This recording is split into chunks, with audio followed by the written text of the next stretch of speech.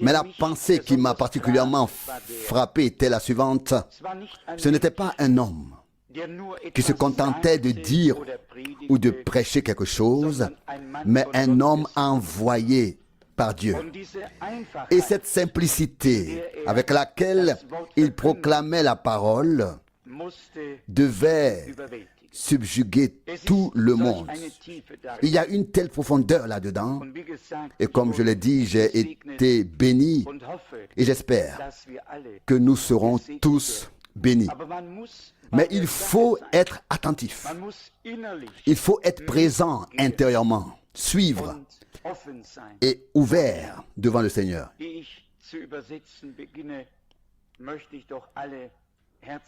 Avant de commencer à traduire, je voudrais souhaiter la bienvenue à tous, en particulier à notre cher frère de Kinshasa, au Zaïre. Si je me souviens bien, j'ai mangé chez lui. Vous pouvez le voir maintenant, que Dieu le bénisse. Parmi nous, nous lui demanderons demain de saluer brièvement l'Assemblée. Aujourd'hui, nous n'aurons pas le temps car nous voulons traduire. Que Dieu vous bénisse richement. Nous sommes reconnaissants envers tous ceux qui peuvent être ici, envers chaque frère, chaque sœur. Et je crois que nous ne faisons pas un long trajet uniquement pour nous voir ici. Nous venons pour avoir une rencontre avec Dieu.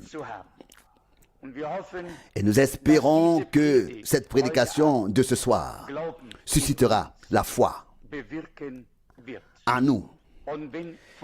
Et si elle est déjà présente, qu'il la fortifiera et l'édifiera, car c'est ce dont nous avons tous besoin ces jours-ci. Personne ne porte déjà la foi en soi et ne la porte avec soi. Mais la foi vient de la prédication, et aussi sûrement que nous entendons la prédication, aussi sûrement la foi vient dans nos cœurs, et alors Dieu confirmera aussi cette foi. Nous allons maintenant chanter simplement « Crois seulement », puis je traduirai, car cela prendra près d'une heure. Je vous demande d'être patient, le temps passera aussi. Crois seulement. Crois seulement. Tout est possible, oh crois seulement, crois seulement, crois seulement, tout est possible, oh crois seulement. Now let us bow our head just a moment before we open His Word. Most gracious Lord, we are happy this morning for the Prions maintenant avant d'ouvrir sa parole. Seigneur miséricordieux, nous sommes reconnaissants aujourd'hui pour le privilège que nous avons de pouvoir nous tenir en ta présence, de te regarder et de t'appeler notre Père. Nous nous souvenons des Écritures.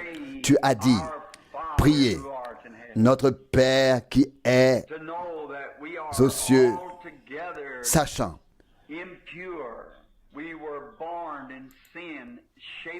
que nous sommes tous impurs, nous sommes nés dans le péché et nous sommes venus au monde en tant que menteurs.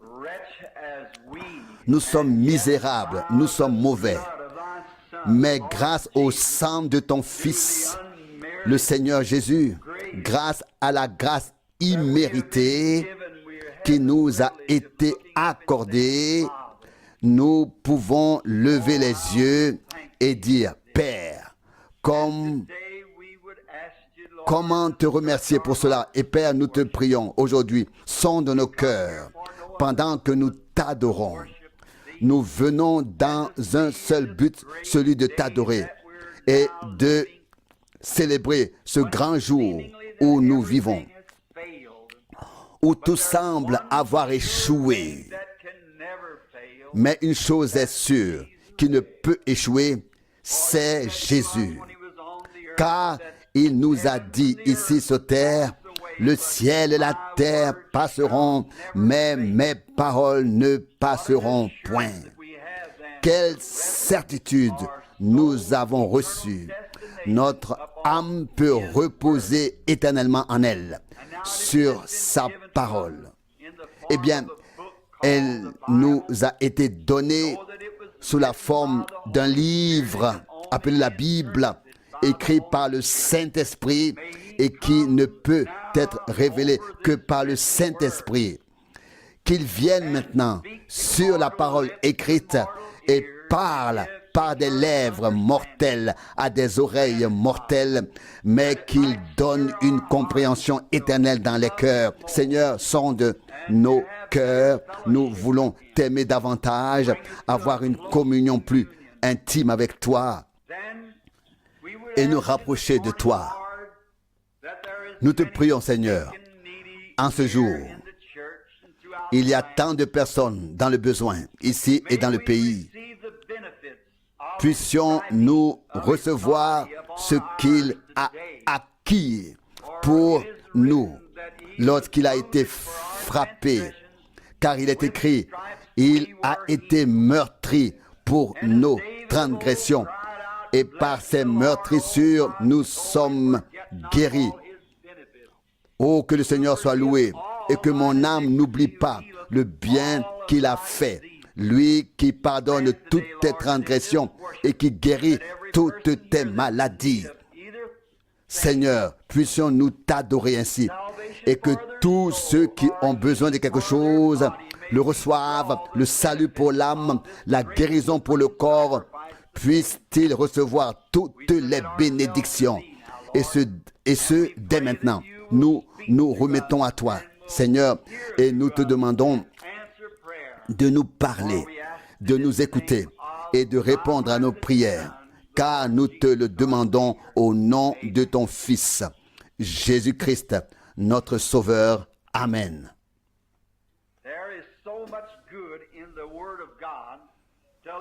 Il y a tant de bonnes choses dans la parole de Dieu qu'il est difficile pour quelqu'un de choisir un passage particulier. Quand je lis la parole, je dis, oh, cela semble si bon. Je vais le souligner. Et quand je continue à lire, j'aborde un autre sujet. Je m'assieds quelques instants et j'écoute l'Esprit me parler. Au bout d'un moment, je reprends ma lecture, puis je retrouve et je trouve quelque chose d'encore meilleur. Je le souligne, je me dis, je prêcherai là-dessus quand j'irai à l'assemblée. Et avant même de m'en rendre compte, ma Bible est soulignée partout. Comme Dieu, notre Seigneur, est bon, comme sa parole est précieuse pour ses saints.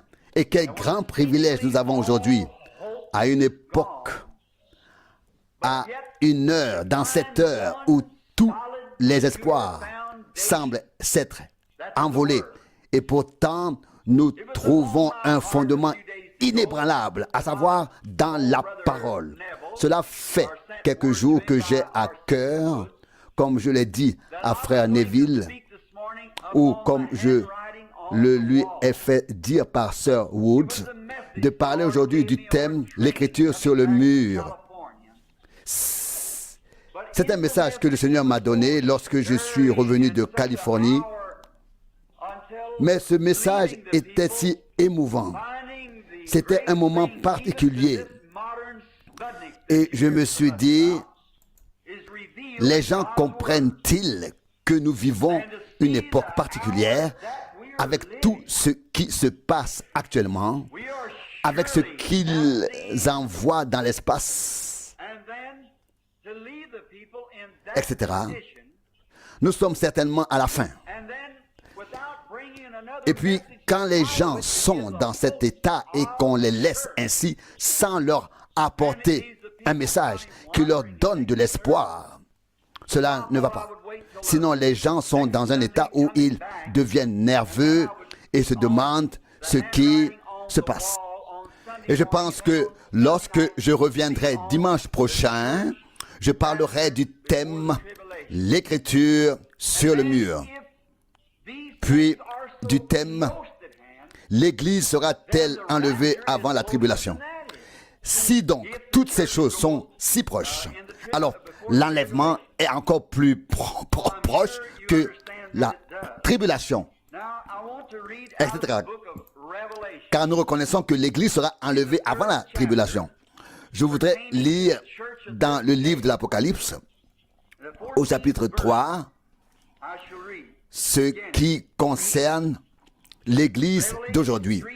Je lis ici le verset 14. Apocalypse 3, verset 14. Écrit à l'ange de l'Église de Laodicée, ainsi parle celui qui est l'Amen, le témoin fidèle et véritable, le commencement, l'origine de la création de Dieu. Verset 15. Je connais tes œuvres. Tu n'es ni froid ni chaud. Oh, si seulement tu étais froid ou chaud. Verset 16. Mais parce que tu es tiède, ni chaud ni froid, je te vomirai de ma bouche. Verset 17. Parce que tu dis, je suis riche, je me suis enrichi et je n'ai besoin de rien. Et parce que tu ne sais pas que tu es misérable, pitoyable, pauvre, aveugle et nu. Verset 18. Je te conseille d'acheter de moi de l'or purifié par le feu, afin que tu deviennes riche, et des vêtements blancs, afin que tu les revêtes, et que la honte de ta nudité ne paraisse pas. Et un collier pour oindre tes yeux, afin que tu vois. Verset 19. Je châtie et je punis tous ceux que j'aime. Sois donc zélé et répands-toi. Verset 20. Voici, je me tiens à la porte et je frappe. Si quelqu'un entend ma voix et ouvre la porte, j'entrerai chez lui. Je souperai avec lui et lui avec moi. C'est donc le verset 20 que je vais prendre comme texte et voir si Dieu nous en donne le contexte. Je me tiens à la porte et je frappe. Tout ce message que nous venons de lire est la parole que le Christ lui-même a adressée après sa résurrection à la dernière époque, au dernier âge de l'Église. Nous comprenons qu'il y avait 7 églises et 7 âges de l'Église, chacune a un ange, et l'ange a été envoyé pour apporter le message de l'Église à cet âge. Nous sommes maintenant dans l'âge de l'Église de Laodicée. Et c'est très inhabituel. Et nous voyons à quel point c'est énorme. Car cette parole concerne l'Église dans ce temps dans lequel nous sommes. Nous voyons à quel point tout est tiède. Personne ne s'inquiète plus. Bien sûr, nous avons de grands programmes, des bâtiments coûteux, valant des millions, etc. Et notre assemblée, notre communauté religieuse compte plus de membres que les autres. Et notre pasteur gagne plus d'argent. Il est mieux payé. Et nous sommes mieux lotis que jamais auparavant. Mais la Bible dit, dans Apocalypse 3, verset 17, tu es nu, pauvre, misérable et aveugle. Maintenant, pensez-y. Si quelqu'un est nu, pauvre et aveugle, et ne le sait même pas, eh bien, s'il le savait, il pourrait faire quelque chose pour y remédier. Il quitterait la rue, il chercherait des vêtements et essayerait d'avoir l'air présentable. Mais être dans cet état et ne même pas le savoir, c'est ce qui est terrible. Eh bien, face à tout cela, ce n'est pas mon texte. Jésus dit au verset 20, « Voici, je me tiens à la porte et je frappe. Si quelqu'un entend ma voix et ouvre la porte, j'entrerai chez lui et je souperai avec lui et lui avec moi. Oh, quelle invitation pour les hommes qui vivent aujourd'hui. Nous voyons ce qui se passe actuellement. Et puis cette merveilleuse invitation, verset 20, voici je me tiens à la porte et je frappe. Si quelqu'un entend ma voix et ouvre la porte, j'entrerai. Chez lui, je souperai avec lui et lui avec moi. Quelle communion, quel privilège, quelle communion. Il se tient à la porte et frappe. Je me souviens d'un grand artiste dont j'ai oublié le nom qui a peint un tableau représentant Jésus se tenant à la porte et frappant. Et vous savez bien qu'avant qu'un tableau puisse être exposé, il doit passer par la critique. Puis viennent certaines personnes qui trouvent tout ce qui ne va pas. Et après que ce tableau ait été critiqué, on a demandé à l'homme qui l'avait peint, il y a juste une chose qui ne va pas dans ce tableau. Tu as oublié la poignée de la porte. Oh non, dit le peintre, tu as mal compris.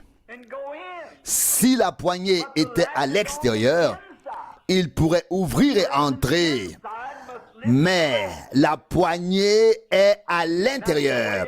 C'est la personne qui est à l'intérieur qui doit ouvrir et non Jésus qui se tient à l'extérieur.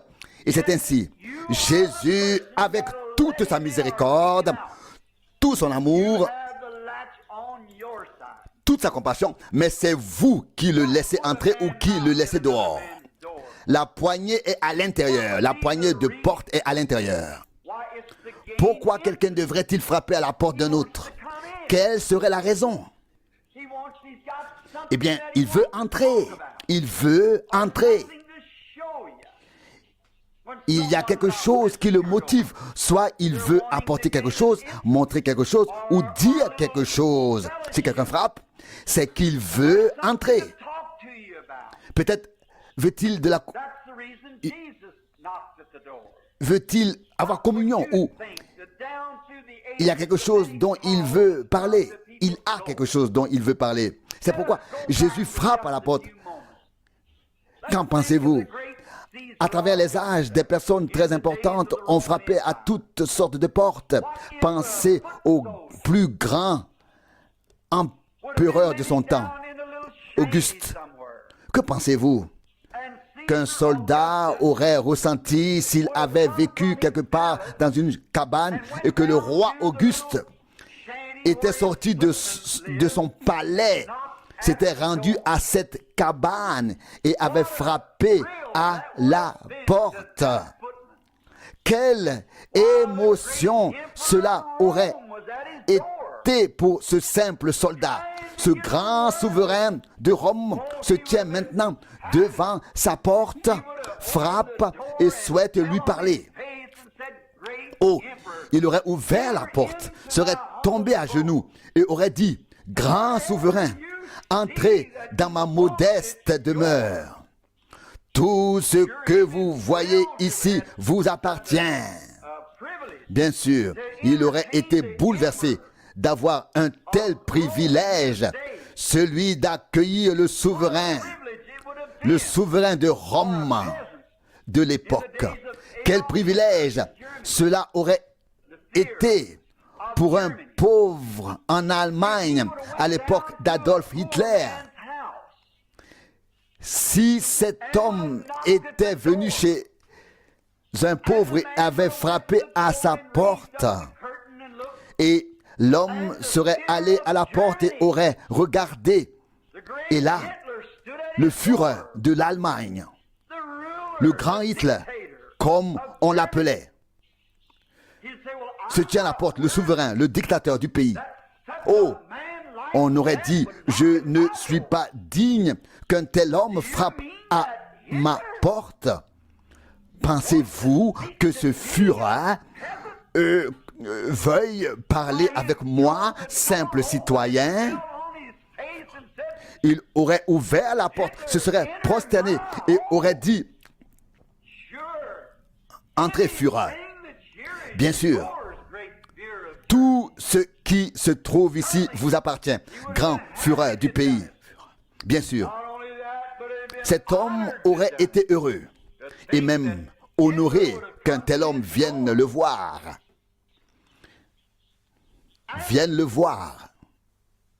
Et vous devez tenir compte de l'importance de la personne qui frappe à la porte. C'est de cela qu'il s'agit. Si c'était un mendiant, vous pourriez peut-être lui fermer la porte au nez. Peut-être n'avez-vous rien à donner ou êtes-vous gêné qu'un mendiant frappe à votre porte? Alors vous fermeriez la porte. Mais s'il s'agit d'une personne importante, que feriez-vous? Je vous le dis. Aujourd'hui, si le président Dwight Eisenhower venait aujourd'hui à Jeffersonville et frappait à la porte d'un bon démocrate, vous vous senteriez honoré d'aller lui ouvrir et de l'inviter à entrer en tant que président. Même si vous êtes politiquement opposé, vous vous sentiriez néanmoins honoré qu'il vienne chez vous. Pourquoi? Parce qu'il est le président des États-Unis. C'est un homme très important. Même si vous n'êtes pas d'accord avec lui sur le plan politique, vous vous sentiriez honoré, même en tant que démocrate, ici dans cette ville ou dans une autre ville, s'il venait en tant que Dwight Eisenhower, en raison de son importance en tant que président des États-Unis.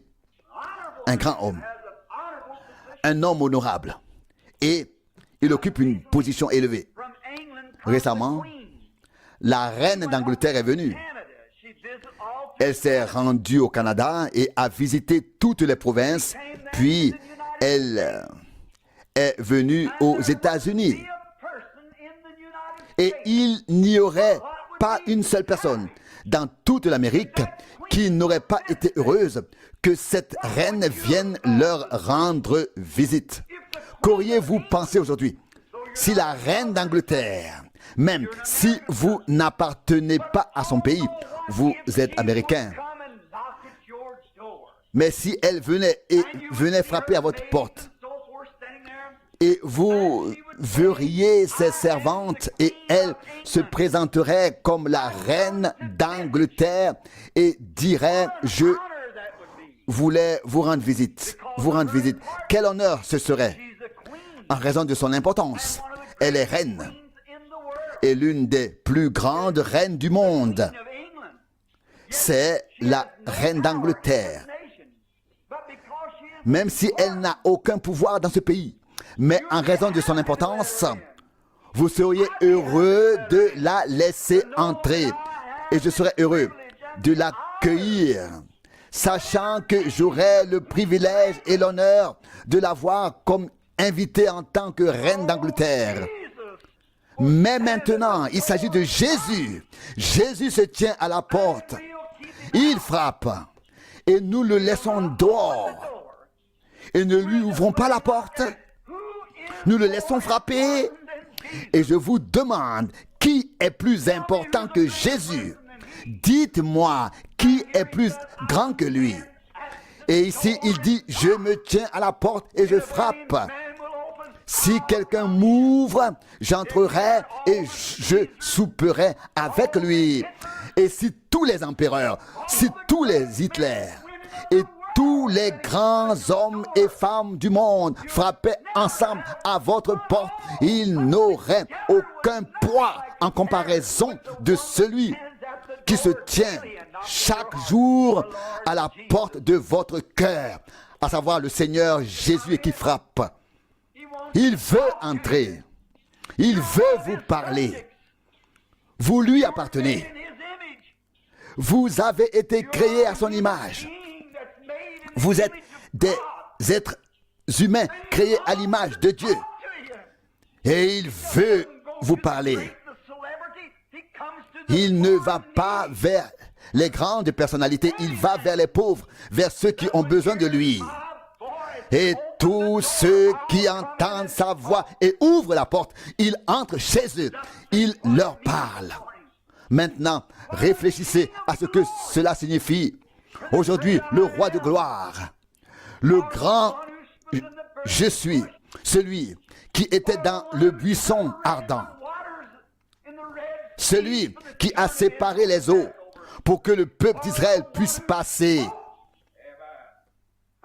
celui qui a parlé et le soleil s'est arrêté, c'est lui qui a formé le soleil et la lune, c'est lui qui a dit Lazare sort, et l'homme qui était mort depuis 4 jours est sorti du tombeau et est revenu à la vie. Réfléchissez-y. Celui qui est entré dans la fosse aux lions avec Daniel et l'a protégé des lions. Celui qui est entré dans la fournaise ardente avec les 3 hommes et a éloigné le feu d'eux. Celui qui s'est tenu là et a dit « Je suis la résurrection et la vie. Celui qui croit en moi vivra même s'il meurt. Et quiconque vit et croit ne mourra jamais. » Il se tient à la porte de toute l'humanité. Il frappe et veut entrer. Il veut avoir accès à ton âme. Oh, quelle personne importante. Ne la rejetez pas. Maintenant, vous me dites, oh frère Branham, attendez un instant, je ne suis pas tout à fait d'accord avec vous. Je l'ai laissé entrer.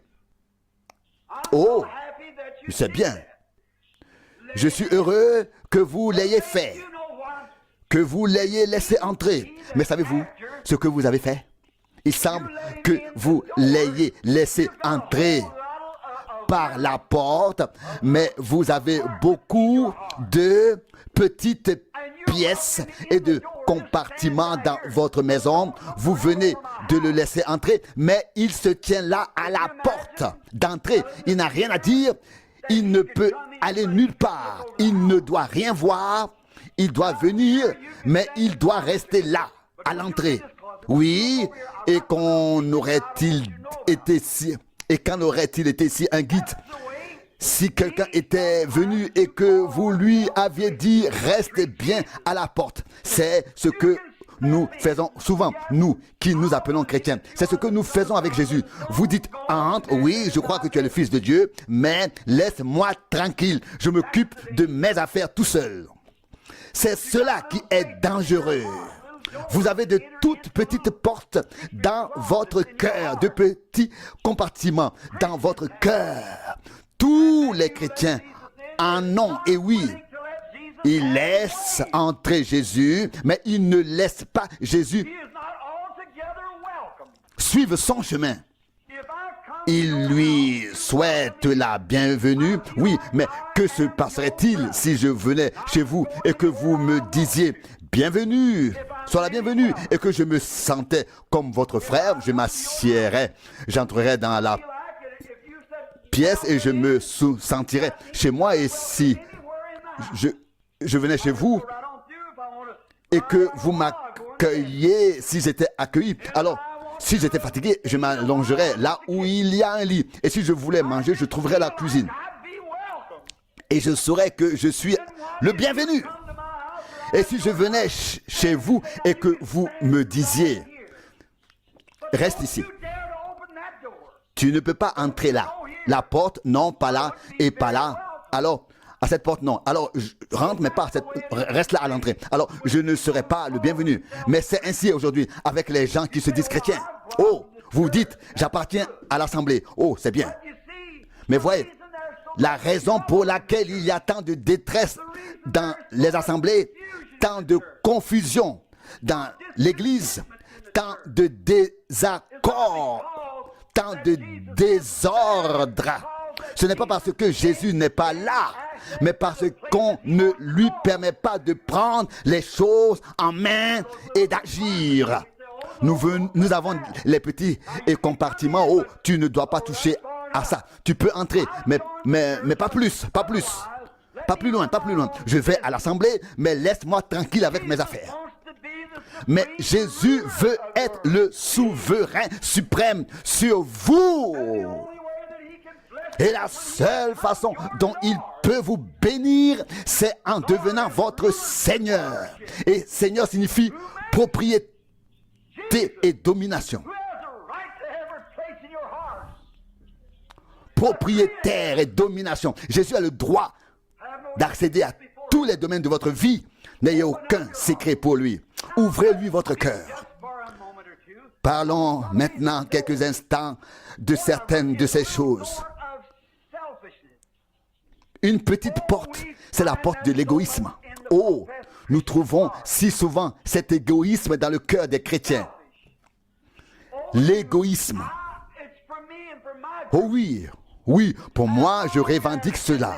Oui, et peut-être tant que c'est dans mon assemblée, mais si ce n'est pas précisément l'assemblée baptiste ou presbytérienne ou pentecôtiste, si c'est en dehors de l'assemblée pentecôtiste, alors ce n'est plus bon. Vous voyez, Christ ne peut pas exercer sa domination sur vous. Il ne peut pas être le Seigneur. S'il est le Seigneur, alors il règne. Et si vous dites, je veux qu'il fasse quelque chose pour moi, mais si je peux garder temps et temps pour moi, bon, j'irai à l'assemblée, peut-être que les gens auront alors une meilleure opinion de moi si je vais à l'assemblée. Mais vous n'ouvrez toujours pas votre porte. Non, il continue de frapper. Eh bien, vous dites peut-être, je suis comme ça depuis que je suis enfant et peut-être que je me considère, plutôt vous me considérez un peu supérieur ou un peu meilleur que les autres et peut-être que vous ne voulez pas non plus être là où l'on dit Amen et gloire à Dieu et Alléluia et ainsi de suite. Non, je ne veux pas y aller. Alors, il n'est pas encore votre Seigneur. Il a dit, mes brebis entendent ma voix. Il devient alors votre Seigneur, votre souverain. Je le laisserai entrer si j'obtiens la meilleure place dans la meilleure assemblée. Et si la réunion avait lieu dans une grange, tant qu'il m'appelle, j'irai, je le laisserai entrer et je le laisserai être le Seigneur.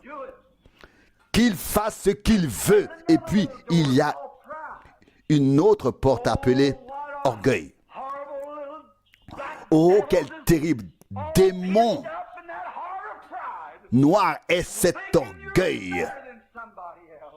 Tu te crois ou tu te considères meilleur que quelqu'un d'autre. Oh, je ne suis pas comme lui, je m'habille mieux et je suis meilleur. Et les gens qui vont là-bas, ils ne sont pas de ma classe.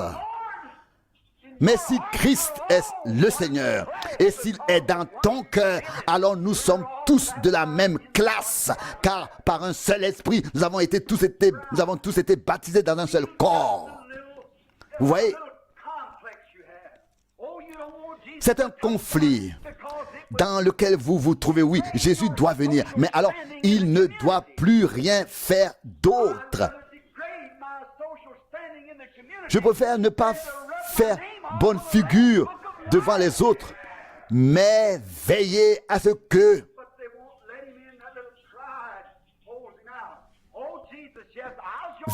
mon nom ne soit pas rayé du livre de vie. Orgueil, oui, je vais à l'assemblée. Je t'accueille, mais ne regarde pas dans ce compartiment. Non, ici, dans la porte, entrez ici, mais n'entrez pas là. Alors, il n'est pas votre Seigneur. Il doit avoir accès à chaque pièce de votre maison, à chaque porte, à chaque domaine, à toute votre vie et à tout ce qui en fait partie. Alors, il deviendra le Seigneur. Pourquoi vient-il dans votre cœur? Pour être votre Seigneur. Il frappe à votre cœur pour devenir votre sauveur. Et si vous laissez l'égoïsme, l'orgueil, l'amertume et toutes ces choses dans votre cœur, l'irritation et toutes ces choses, alors il ne peut pas être le maître de votre cœur. Si ces choses y sont présentes encore, s'il est le maître, alors il est le maître de tout, dans tout votre cœur. Et c'est pourquoi il continue de frapper. Oh Seigneur, laisse-le entrer. Je veux entrer, dit-il. Avoir de la communion, partager le repas. Et nous avons alors aussi de la communion les uns avec les autres à ce moment-là. Le Seigneur et toi, vous êtes amis, vous appartenez l'un à l'autre.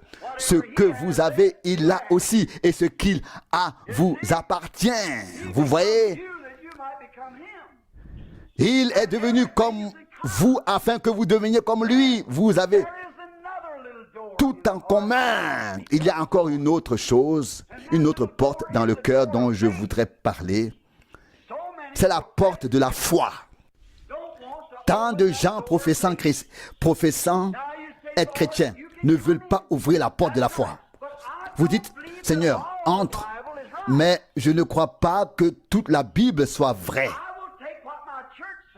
Je crois ce que dit mon assemblée, mais le reste, je ne sais pas quoi en faire. Comment le Seigneur peut-il alors vous bénir? Comment peut-il être votre Seigneur et votre Sauveur s'il ne peut pas avoir tout votre cœur, l'ouvrir et y mettre la foi? Vous devez d'abord ouvrir la porte, puis vous entrez dans cette foi et il prendra le souper avec vous. La porte de la foi. Oh, je veux l'accueillir aujourd'hui dans mon cœur, le recevoir dans chaque pièce, derrière chaque porte, tout ce que je suis, je l'accueille. J'ouvre chaque porte. Et ensuite, je veux embrasser et boire la coupe de la bénédiction. Et je voudrais l'entendre dire, je suis ton Seigneur. Oui. Et avoir communion avec moi. Ne pas rester seulement à la porte et y prendre le repas. Mais inviter, laisser entrer. Prends tout. Seigneur, égoïsme. Prends toute fierté. Orgueil, Seigneur, je crois. Oh, vous dites, oui, mais j'appartiens à l'Assemblée. Mais je crois que les jours des miracles sont révolus. Oui. Alors vous avez refusé de laisser le Seigneur entrer par la porte de la foi. Oui, bien sûr. Il est là. Mais vous dites, frère Branham, je suis chrétien. Oui, mon cher, je sais que tu es chrétien et j'apprécie cela. Tu as accepté le Seigneur. Mais tu vis en dessous de ton privilège. Tu as fermé la porte. Tu cours d'ici à là parce que tu ne crois pas. Tu dois ouvrir la porte de la foi et le laisser entrer dans cette pièce et alors il vous donnera le désir de votre cœur. Ceux qui espèrent au Seigneur renouvellent leur force. Ils s'élèvent comme des aigles. Ils courent et ne se lassent point. Ils marchent et ne se fatiguent point. Ésaïe 40, 31. Si vous demeurez en moi et que mes paroles demeurent en vous, demandez ce que vous voudrez et cela vous sera accordé. Jean 15, 7. En vérité, je vous le dis, si vous dites à la montagne, transporte-toi dans la mer. Et en grec, cela signifie, lève-toi et transporte-toi dans la mer. Et si vous croyez que cela se réalisera, cela se réalisera. Oh, Marc 11, 23. Oh, comme c'est merveilleux. Croyez que cela s'est accompli et vous aurez ce que vous avez demandé. Prononcez, bien sûr. Cela ne doit pas être spontané. Cela ne doit pas être ainsi, bien sûr que non. Cela s'accomplira tant que vous y croyez. C'est là que les chrétiens échouent aujourd'hui. La Bible dit que la foi est la substance des choses elles-mêmes. La preuve des choses que l'on ne voit pas encore. Hébreux 11, 1, leur démonstration. Que diriez-vous alors? Ce n'est pas un mythe, ce n'est pas une pensée, ce n'est pas seulement un espoir, ce n'est pas seulement un souhait, c'est une substance. C'est en fait quelque chose que vous possédez déjà. Si je venais vers vous et vous disais, j'ai faim, j'ai besoin de pain, et que vous me répondiez, oui, de quoi avez-vous besoin? Combien coûte un pain? Je répondrais 25 centimes et je peux m'acheter un pain. Et vous diriez, voici 25 centimes. Eh bien, 25 centimes ne sont pas le pain, mais c'est le prix d'achat du pain. Et tant que j'ai les 25 centimes, j'ai le pain déjà, car c'est la substance.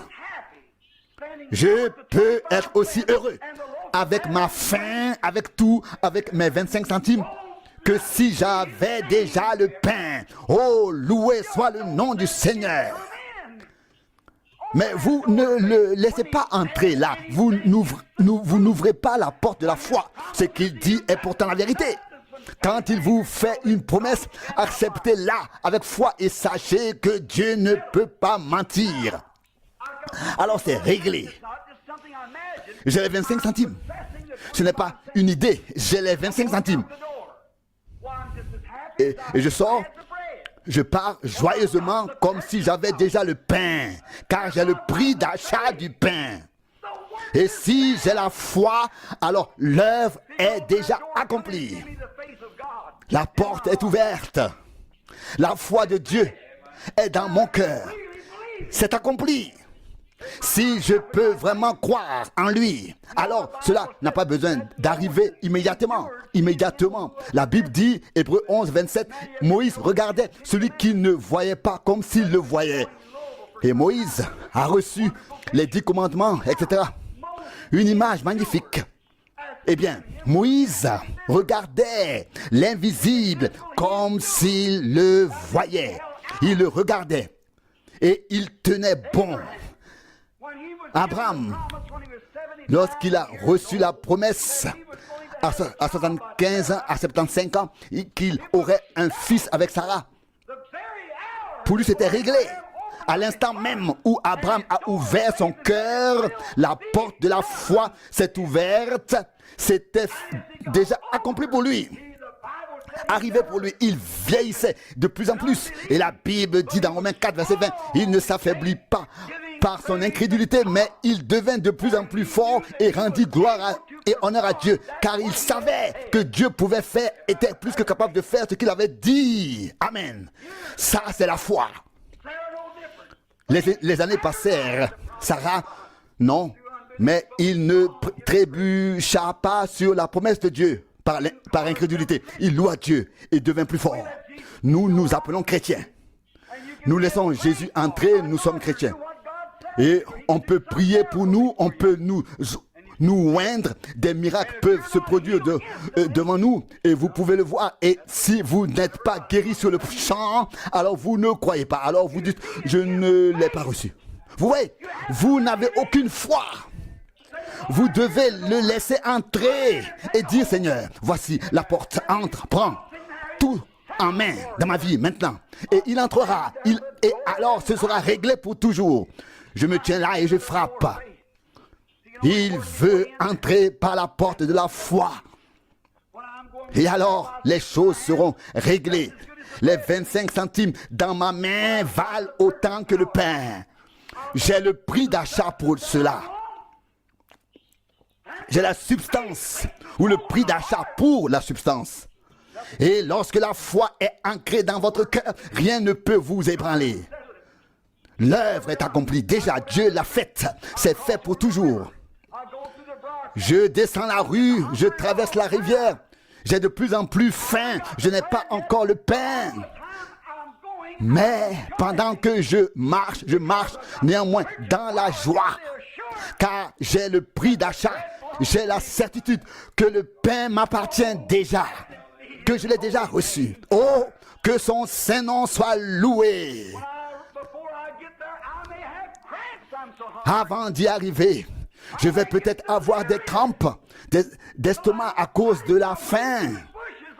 Je vais peut-être m'évanouir ou quoi que ce soit d'autre, peu importe ce qui peut arriver en chemin.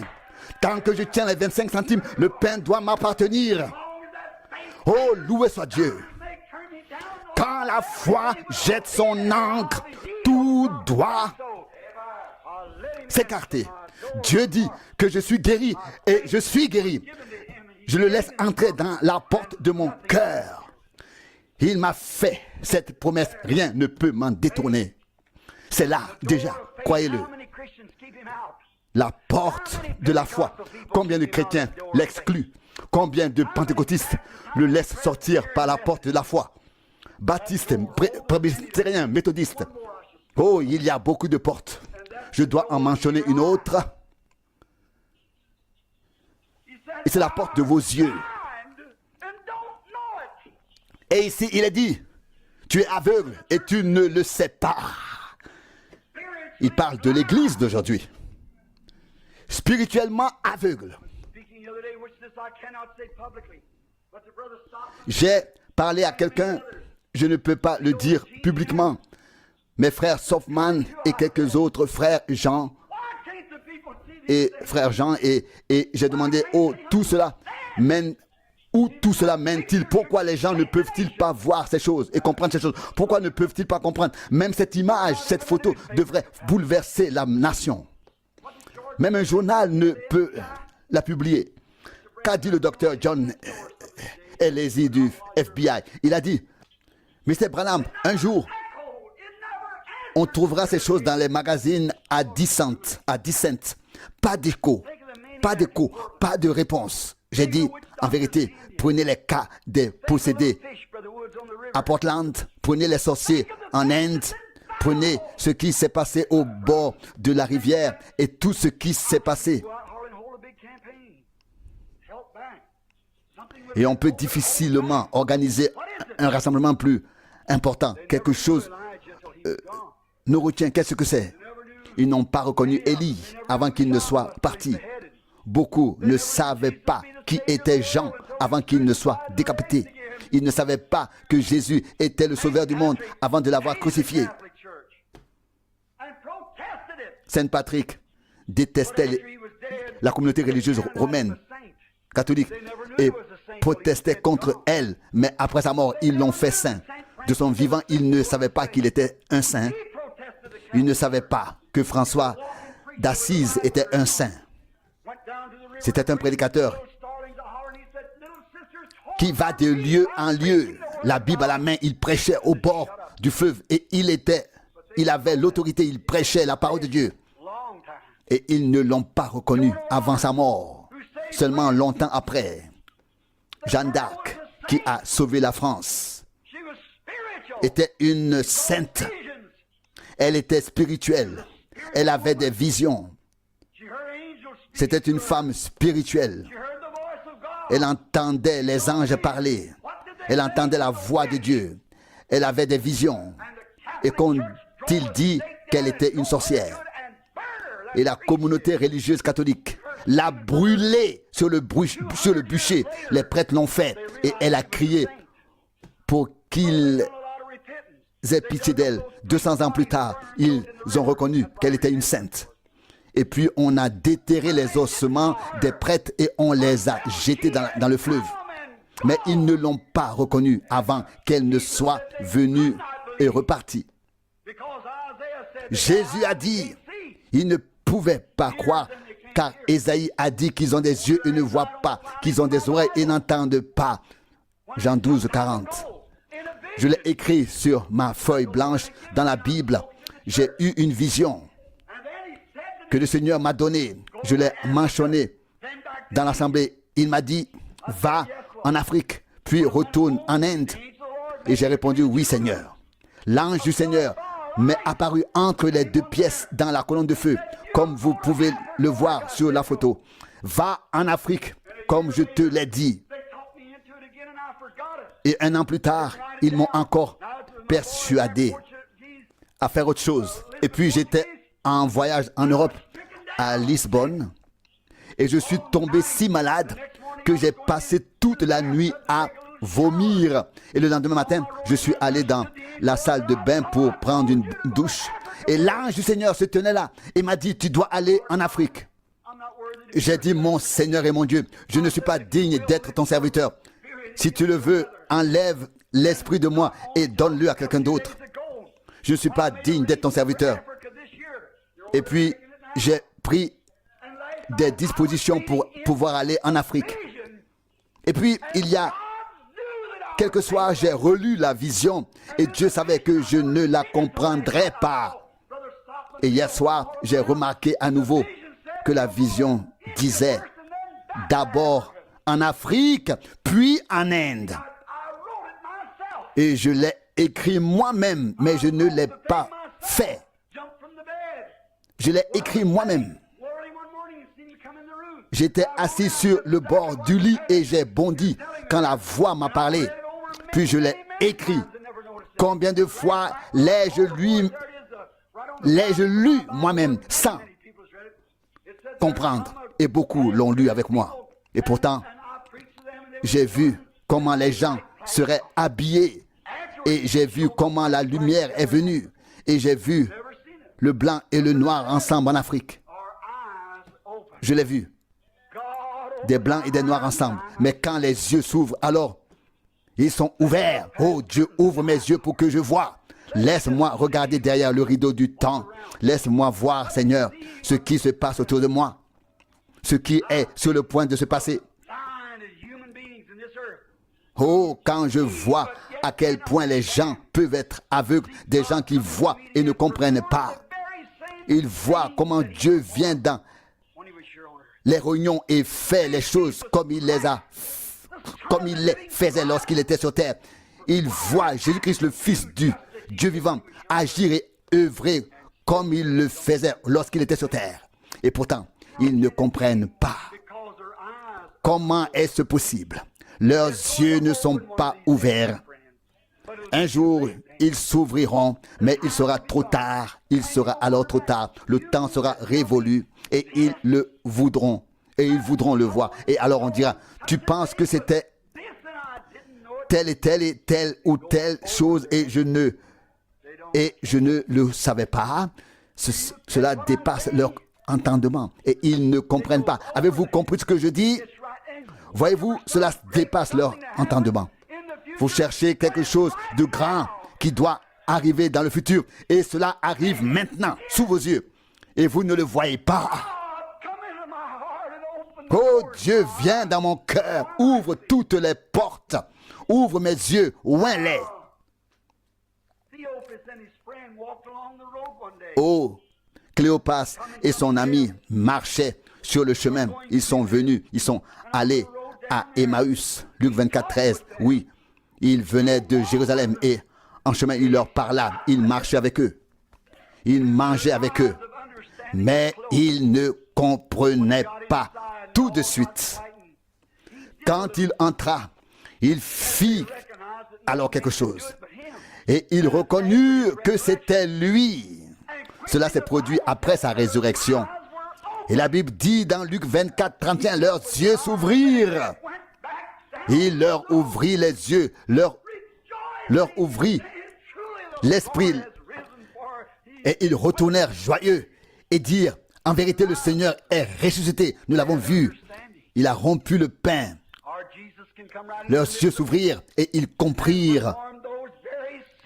Jésus peut venir parmi les hommes et faire les mêmes choses. Et que se passe-t-il? Les gens s'en vont et disent, peut-être est-ce de la télépathie, peut-être est-ce un spirit, peut-être un devin, quelque chose de ce genre. Oh, si Dieu ouvrait nos yeux, voyons ce que ces choses signifient. La porte de l'œil est dans le cœur, pas seulement ce que vous voyez, car cela c'est regarder, mais pas voir. Jésus a dit à Nicodème, à moins qu'un homme ne naisse de nouveau, il ne peut voir le royaume de Dieu. Vous ne voyez pas avec vos yeux, vous voyez avec votre compréhension. Vous regardez avec les yeux, vous comprenez avec le cœur. La porte de votre œil est dans votre cœur. Il s'agit de la porte de la compréhension. Oh, Jésus a dit qu'il ouvrirait l'œil, qu'il donnerait de l'onction. Il frappe. Le fait-il? Cela devient réalité devant vous, avec vous. Alors les choses changent. Lorsque nos yeux sont ouverts, il est toujours avec vous, il vous aide. Il se tient chaque jour devant votre porte. Vous ne le reconnaissez pas. J'ai entendu un prédicateur dire quelque chose il n'y a pas longtemps. Cela m'a touché, c'était dans le sud. Il y avait là un vieil homme d'origine africaine et il ne voulait tout simplement pas aller à l'assemblée. C'était un homme si gentil, un homme bon, mais il ne voulait pas aller à l'assemblée. Et un jour, il est allé chasser avec le prédicateur et il ne voyait rien. Il tirait toujours à côté. Et un jour, ils sont allés chasser du gibier et ils avaient abattu tellement de gibier qu'ils ne pouvaient pas tout ramener à la maison. Ils sont revenus chargés à bloc. Il s'appelait Gab. Et il l'appelait Gab pour faire court. Et tout était chargé à bloc. Il marchait derrière le pasteur, le prédicateur. Puis il a tapoté l'épaule du prédicateur et lui a dit, prédicateur. Et celui-ci lui répondit, Gab, que veux-tu?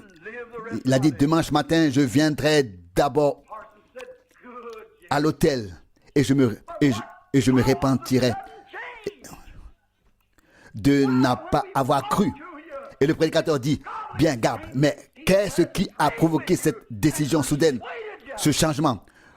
Je t'ai parlé et des personnes saintes et pieuses t'ont parlé, ont prié avec toi et tu t'es toujours montré fermé. Et tu sais quoi, prédicateur, je sais bien que je ne sais rien faire, mais regarde tout ce que j'ai reçu. Il doit m'aimer, sinon il ne me l'aurait pas donné. Qu'est-ce que c'était? Ses yeux s'ouvrirent. Il comprit qu'il lui avait donné, il comprit qui lui avait donné tout cela.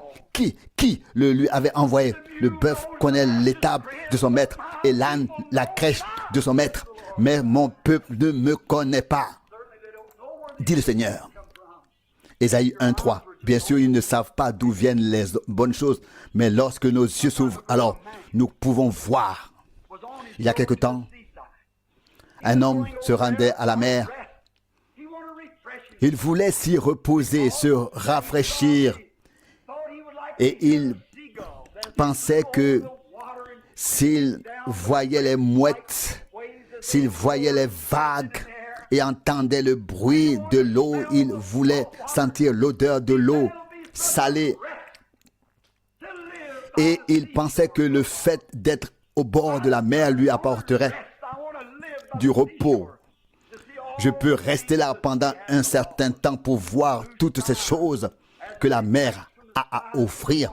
Le ciel bleu qui se reflète dans l'eau, l'écume sur l'eau salée et le grondement de la mer.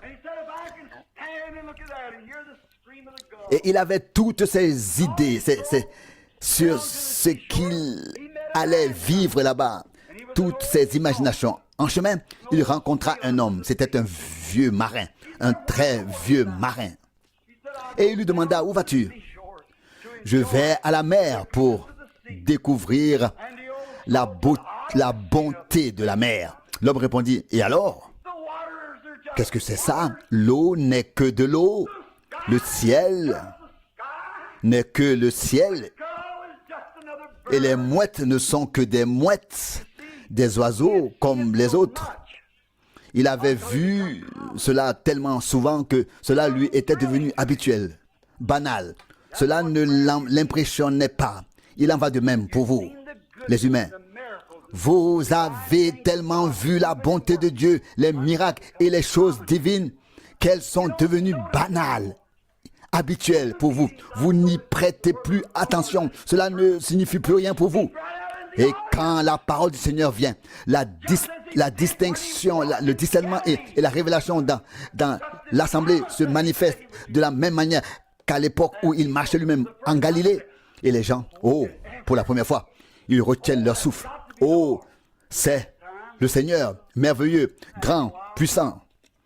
La fois suivante, oui, c'est encore arrivé et cela fait déjà partie du quotidien. C'est devenu courant, habituel. Cela a dépassé les gens. Les yeux de votre compréhension n'ont pas été ouverts. La puissance d'être enthousiasmé, d'être touché, d'être impressionné. La bénédiction, l'onction, le Seigneur, Jésus ressuscité, qui est parmi nous et qui fait tout cela. Vous n'êtes pas submergé, touché. C'est la plus grande chose qui puisse arriver dans ce monde. Il devrait vous arriver quelque chose. Il devrait y avoir en vous une telle foi que toutes les autres portes s'ouvrent. Et vous dites, Seigneur, sois le Seigneur. Prends-moi tel que je suis. Prends soin de moi. Voici mon cœur. Enlève mon égoïsme. Enlève mes malentendus. Enlève mes doutes. Ouvre mes yeux. Laisse-moi voir. Prends tout ce que je suis et tout ce que j'ai. Sois mon Seigneur. Tant que l'Église ne fera pas cela, nous continuerons à avancer dans l'aveuglement et Jésus continuera à frapper à la porte, mais il restera dehors. Prions maintenant. Inclinons la tête. Alors que nos têtes sont inclinées en silence et que nos visages sont inclinés vers la poussière d'où nous venons. Et la poussière retournera à la poussière. Si quelqu'un ici n'a pas encore ouvert son cœur au Seigneur Jésus, alors que toutes les têtes sont inclinées. Faites-le. Merci, monsieur. Merci. Que Dieu vous bénisse. Quelqu'un d'autre, que Dieu vous bénisse. Jeune homme, j'ouvre maintenant mon cœur. Et je dis, Seigneur, Jésus, prends-moi tout entier. Prends pleinement possession de moi. Sois mon Seigneur. Que Dieu vous bénisse. Sois mon Seigneur. Que Dieu vous bénisse. Madame, sois mon Seigneur. Le Seigneur de ma fierté. Le Seigneur de ma foi. Le Seigneur de mes yeux. Le Seigneur de ma vue. Le Seigneur de mon entendement. Le Seigneur de mon appétit, etc.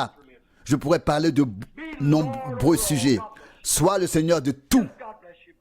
Que Dieu vous bénisse, mes frères. Prends-moi, Seigneur. Prends-moi. Que Dieu te bénisse, frère. Prends-moi tel que je suis, Seigneur. Que Dieu te bénisse, sœur. Que Dieu te bénisse. Que Dieu te bénisse. Que Dieu te bénisse. Prends-moi tel que je suis. Et prends le contrôle total sur moi. Ce n'est pas moi qui te guiderai, qui te conduirai, mais c'est que ce soit toi qui me conduise réellement. Quelqu'un a dit que Dieu te bénisse, frère. Quelqu'un a raconté une histoire à propos de quelqu'un et d'un pony auquel il avait attaché une corde et il voulait le faire s'accroupir. Au début, l'homme guidait le pony, puis le pony guidait l'homme. Oh, c'est ça. Dieu nous saisit et nous pensons que nous devons le conduire, le guider. Non, c'est lui qui doit nous guider. C'est lui qui connaît le chemin. C'est lui qui l'a parcouru. C'est lui qui a tracé le chemin. C'est lui qui l'a aplani. Nous ne connaissons pas le chemin. Pourquoi essayons-nous de comprendre les choses? Pourquoi ne disons-nous pas simplement, Seigneur, guide-moi, je te suivrai? Peut-être êtes-vous chrétien. Peut-être que le Christ est entré en vous, mais vous n'avez pas mis votre foi en action. Vous n'avez pas ouvert la porte. Vous n'avez pas dit enlève toute incrédulité. Dites plutôt, Seigneur, à partir d'aujourd'hui, je veux simplement être comme le frère aux 25 centimes. Je marche dans la foi, Seigneur. Tout ce que tu as promis, tu l'as déjà payé. Cela m'appartient. Je suis en chemin. Je le reçois. Ouvrez vos yeux, vos cœurs. Fin de la traduction, note du traducteur, frère Franck. Certainement, une prédication qui a fait du bien à chacun d'entre nous. Et nous ferions mieux, nous ferions bien de la prendre à cœur et de demander à Dieu de la réaliser dans notre vie. Et aussi de nous habituer à ne plus parler après un service divin, afin de ne pas nous priver de la bénédiction, mais simplement de mettre en pratique la parole que nous venons d'entendre, chacun pour soi. L'un sera interpellé sur un domaine, l'autre dans un autre, et chacun se retirera dans le silence, avec Dieu dans la foi et la confiance. Nous ne pouvons de toute façon pas nous aider les uns les autres, mais Dieu peut nous aider tous. Et vous n'avez pas besoin de ma réponse, ni moi de la vôtre. Nous avons tous besoin de la réponse de Dieu. Tous, du premier au dernier. Et Dieu nous a fait une offre merveilleuse. Quelle prédication simple, mais profonde pour nous tous. Que Dieu nous accorde la grâce de pouvoir ouvrir chaque porte de notre cœur, tout ce qui s'y trouve. Peut-être s'agit-il d'une porte principale, puis de toutes les différentes pièces qui s'y trouvent, afin que nous puissions dire avec un cœur sincère et le penser vraiment, Seigneur, me voici tout entier. Une solution complète, une séparation totale de ce qui ne vient pas de Dieu, que ce soit le mot d'ordre de ma foi, et toute détresse disparaîtra.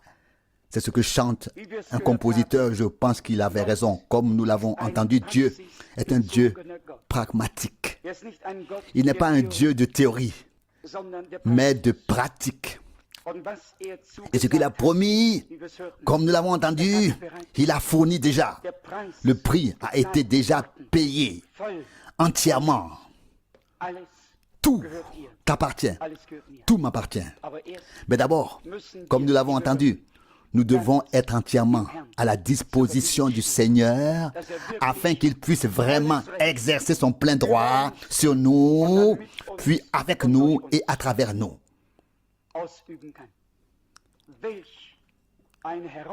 Quel défi pour nous tous ce soir.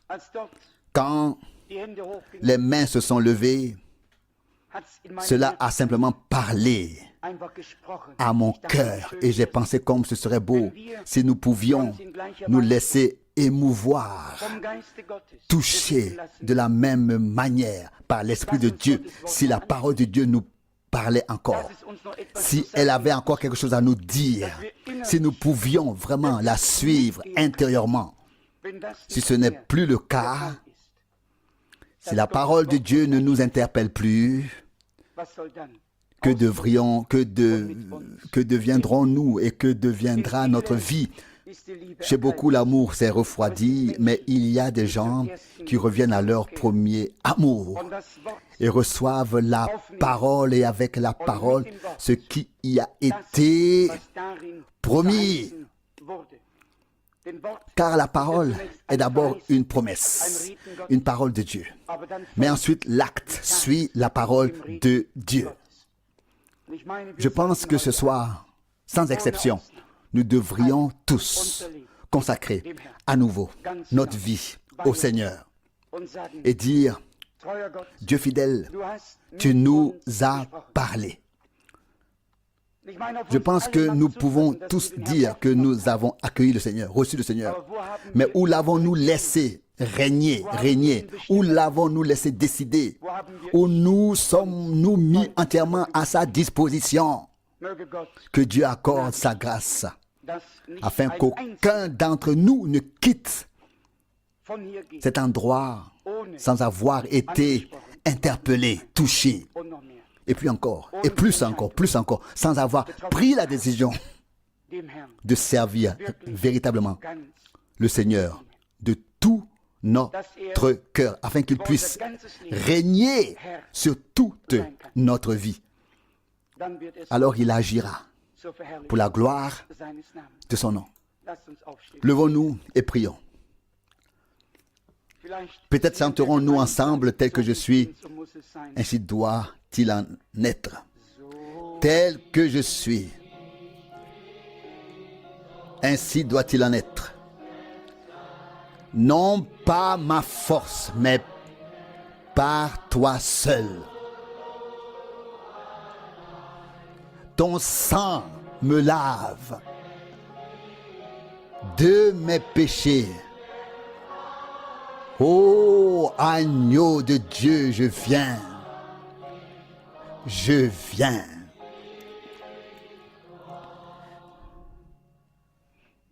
Nous inclinons la tête devant notre Dieu.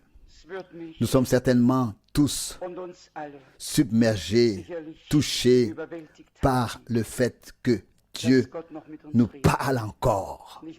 Je voudrais savoir combien d'entre vous ont senti au fond de leur cœur que Dieu vous a parlé personnellement. Levez la main. Il y en a quelques-uns ici. Que Dieu vous bénisse, que Dieu vous bénisse. Je crois qu'il n'y a personne à qui le Seigneur n'ait pas parlé. Ensemble, nous nous présentons devant sa sainte face. Le temps est grave. Il est peut-être court, personne ne le sait.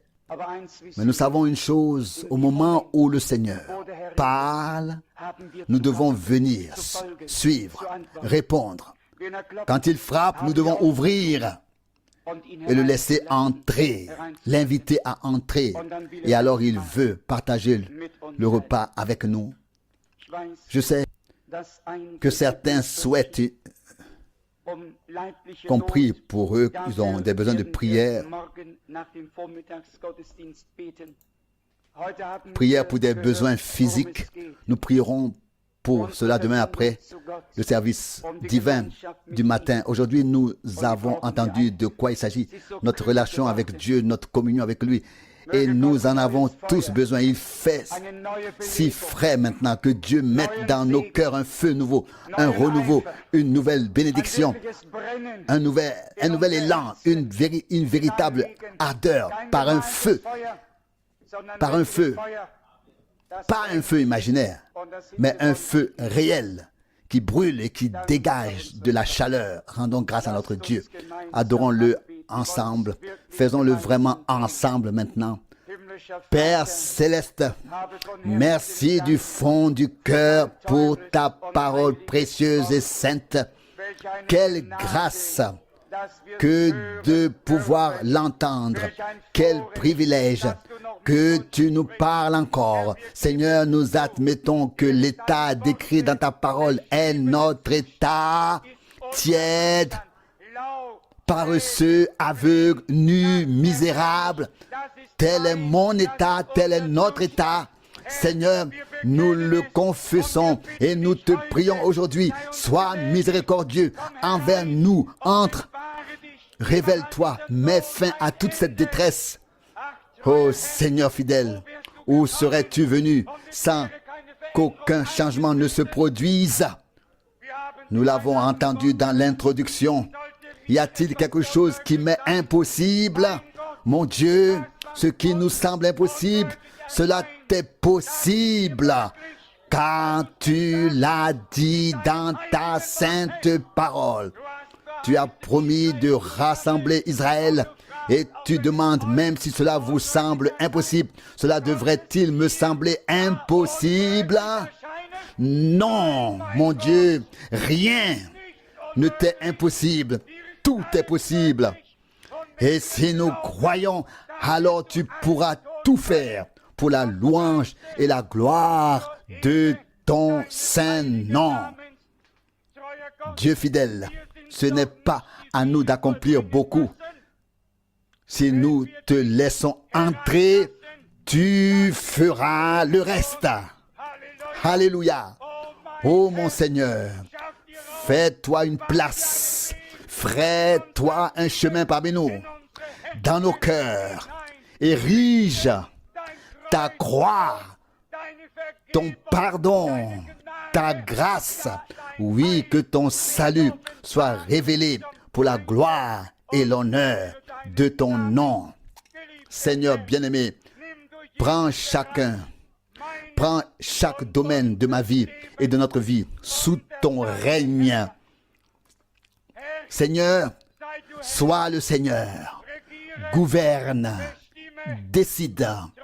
Dieu fidèle, nous ne nous appartenons plus, nous t'appartenons. Sauveur, nous voulons être prêts pour la dernière étape, pour le dernier bout de chemin. Ouvre nos yeux, nos mains, nos oreilles et notre bouche pour te remercier, car tu nous as parlé. Et ta parole ne revient pas vide, sans effet, elle accomplit ce pourquoi tu l'as envoyé. Seigneur, toi qui réchauffes le cœur, que ton feu soit rallumé.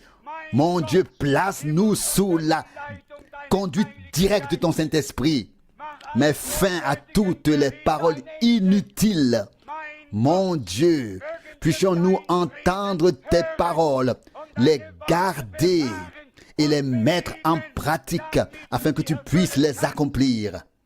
Ô Seigneur, rends-nous silencieux, car c'est dans le silence que nous devenons forts et c'est dans le silence que nous serons aidés.